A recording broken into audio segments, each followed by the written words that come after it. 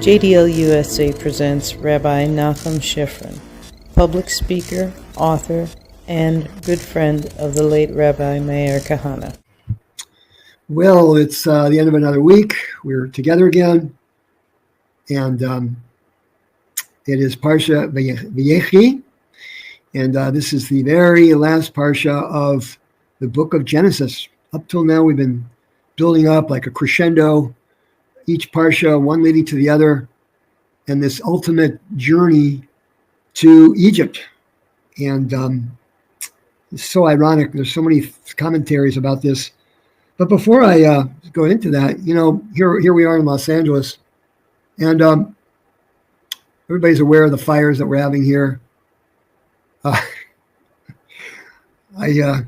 was at a gym, and on the way out, I bumped into a group of people. They were staring up at the billows of smoke and the orange and the red fires seemingly going straight up into the heaven. And it looked like, I don't know, some Wagnerian opera where the Valkyries are flying around or something. I'm not sure how to describe it, but the first thought came to my mind. I said, well, if you're wondering whether you're going to go to heaven or hell, here's your example of hell. I don't know if that's so funny, but I thought it was. It was absolutely an awesome, horrific, miserable feeling to see that smoke and fire, knowing that human beings that lived their whole life in these homes were just gone. And ironically, probably most of them voted for the mayor who made it a point to not have any water in the fire hydrants. That's a story that you may have heard. But, speaking of hell on earth, if you'll excuse me if it sounds a little bit too stark, but that leads us into this week's parsha. Before Jacob dies, he says that he wants to be buried in the land of Israel, right? He had Joseph swear an oath that he would take him to the Kever HaMachpelah, the cave of the patriarchs in Hebron. Most of you know where that is. It's interesting that the Torah doesn't like repeating things. It's a very short. One of the things that signifies the Hebrew language in general is its a terse way of narrative, of pointing things out, and yet we see this phrase uttered several times in the Torah, and there's really no commentary about it. So here I am, your humble commentator, to make a little suggestion for us. When several times Jacob mentions where he wants to be buried, and he uses this lashon, this phrase. He says, and he says to his sons, "Ani ne'esaf el ami," I will be gathered up among my people. Kivru oti ve'elovotai, bury me where my forefathers are buried, meaning Isaac and Abraham. In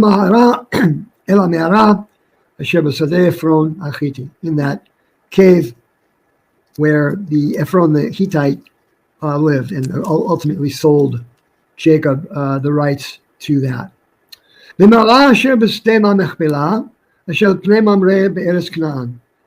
then he says again, in the cave, in the field of the cave of the patriarchs, which is on the field of Mamre in the land of Canaan, where Asher Kana Avraham et hasadeh me'at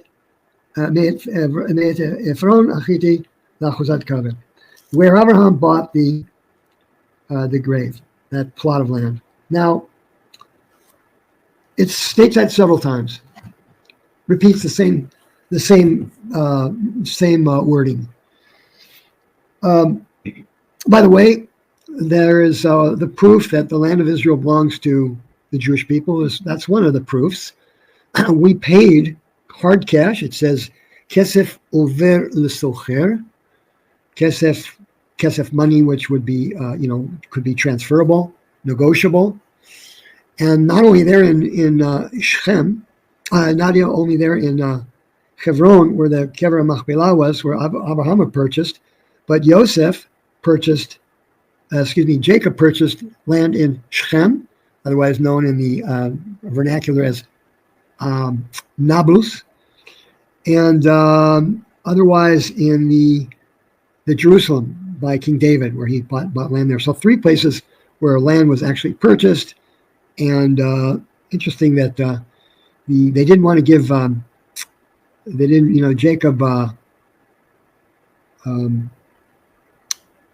Jacob paid for it, Avram paid for it, and King David paid for it.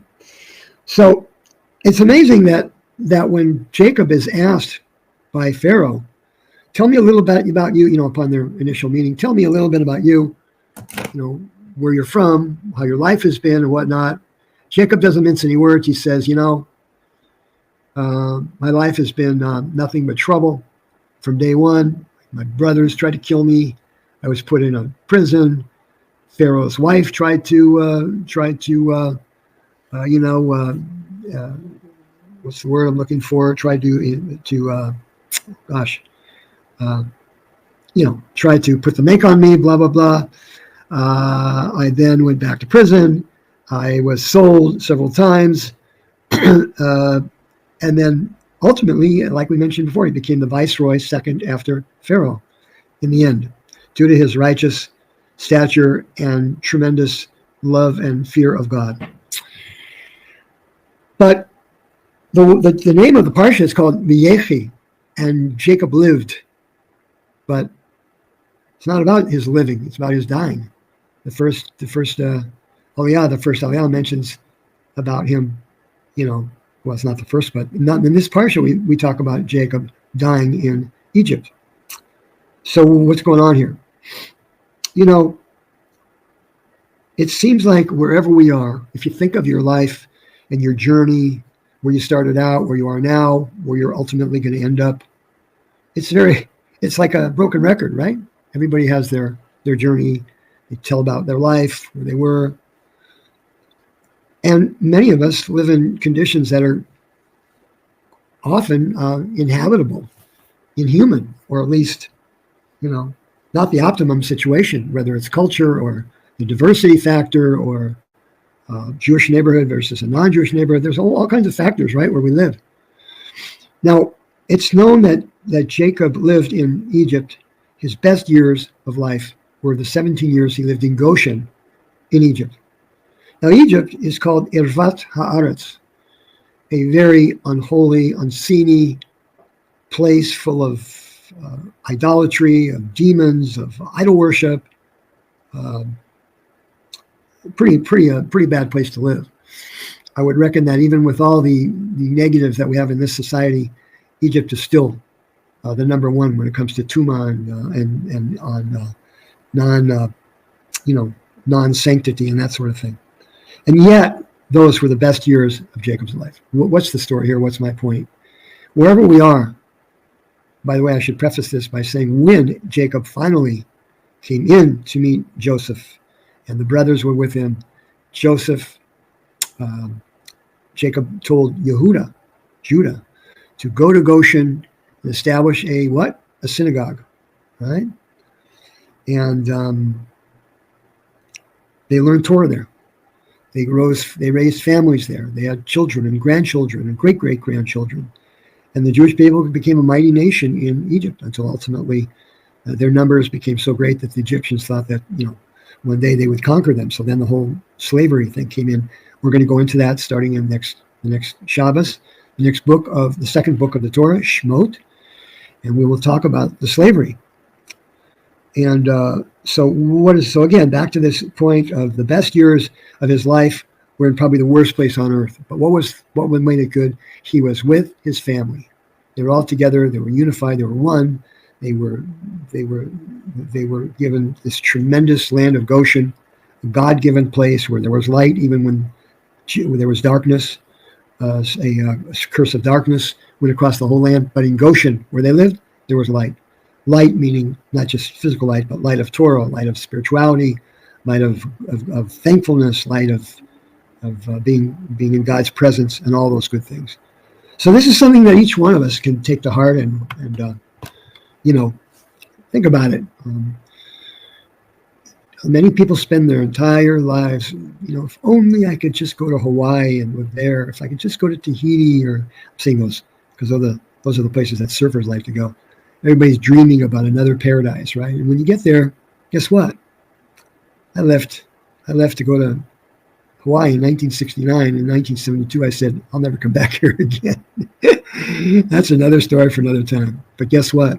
We always end up where we're supposed to be in the long run. And that's God's will. He takes us wherever He thinks we need to be, for our own sake or for the sake of others. In this case, we learn that the place as evil and as dark as Goshen, as Egypt, there can be light, there can be humanity, there can be brotherliness, there could be goodness, there could be the Spirit of God, the Spirit of Torah, all these things, of course, creating the real life, what life is all about. So even though the Parsha starts off with life, it ends up with talking about the death of Jacob and the tremendous joy that he found prior to his death, the 17 years, the last years of his life, in a place as miserable as Egypt. In the blessings, going toward the end of the Parsha, the blessings when Jacob blessed all of the brothers, in the same way that Moses blessed all the tribes, same kind of a thing. He did mention something about Shimon and Levi. We remember them. We talked about them a couple weeks ago, how they went into Shem, and they basically killed all the males in Shem, as per what they did to Dinah, their sister, where the king's son raped her and that sort of thing. They killed, 30,000 men, boys. Now,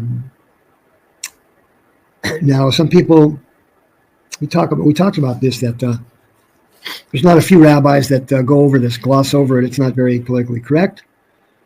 Rabbi Kahana never minced words about this, saying that, quoting the Rambam, that anybody that says that Shimon and Levi sinned by what they did, by their actions, is certainly incorrect. And the proof is on the Urim and Tumim, the breastplate worn by the high priest. All the tribes are there, including Shimon and Levi. That's what the Rambam says, as mentioned by Rabbi Meir Kahana. Interesting, too, several years ago, going back to Israel, there was, actually quite a few years ago, you may remember Menachem Begin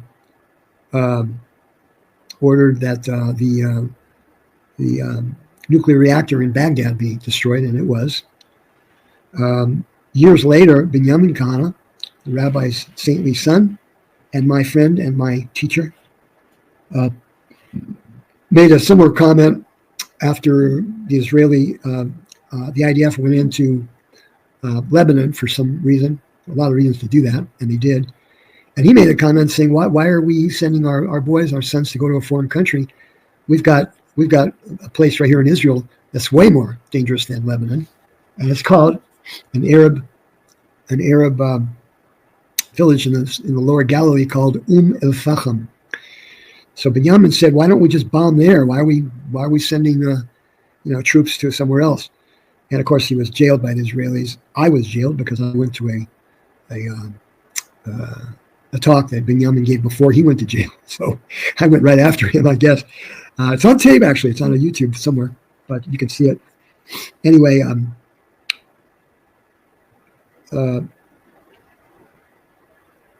that's an anecdote that happened, and what we wanted to do is connect that with Shimon and Levi again, this idea of revenge, right? And the great Kabbalist Rabbi Yitzchak Ginsburg once said in the Dvar Torah that revenge, as they say, is best served cold. The reason that Jacob cursed Levi and Shimon, not them personally, but their anger. Arur apam, he said, their anger should be cursed, not what they did, but their anger, their going overboard for their sister who was raped. What they did was completely just. This was a lawless village where nobody was held accountable, and according to the 7 Noahide laws, the non-Jews were supposed to set up a court system of justice. There was no justice here. So what they did was completely right at the time. And Rav Ginsburg mentioned that when one is, for example,